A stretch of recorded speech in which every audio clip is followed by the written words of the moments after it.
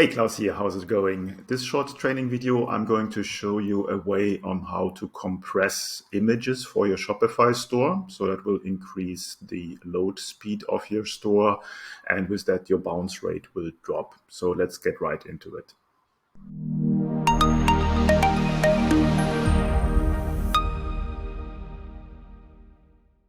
So now let's have a look on a example product image. Let's go for this handbag here, and you see that the original file that I got from my supplier is 1900 by 1900 pixels, and the overall size is 939 kilobytes, so almost 1 megabyte for this image. Now this is obviously far too big to use it on your product landing page on your store. So what we do, we're going to resize the image. I have this little program here, but there's a lot of online tools, graphic tools that you can use to resize, or even just normal software like Photoshop or whatever you have.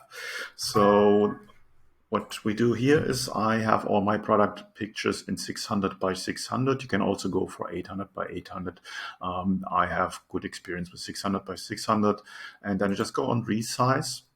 Now you see it's working.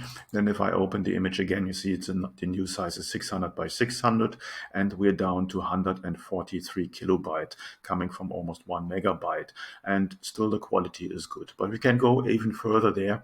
And for that, we go onto a program on a website that is called tinypng.com.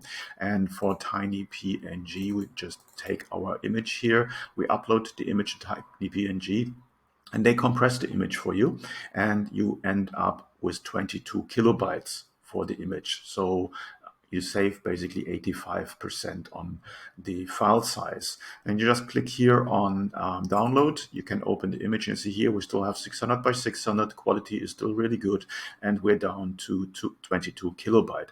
Now you see the difference between 1 megabyte and 22 kilobyte is obviously massive.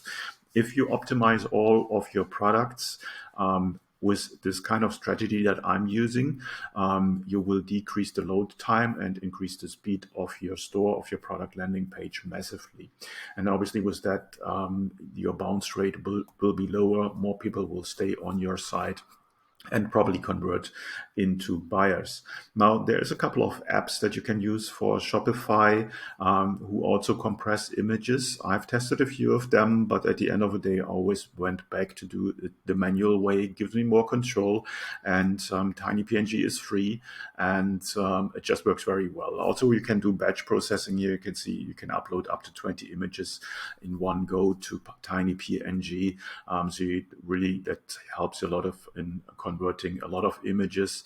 But if you're starting new product pages, you upload new products to your store, go through this process. You will see how much your page will be optimized from the load size, and it's definitely a strategy that every store owner should do in the best interest of their visitors.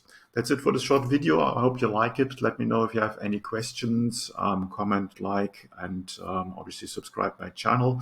And I'll see you in the next video. Have a good one.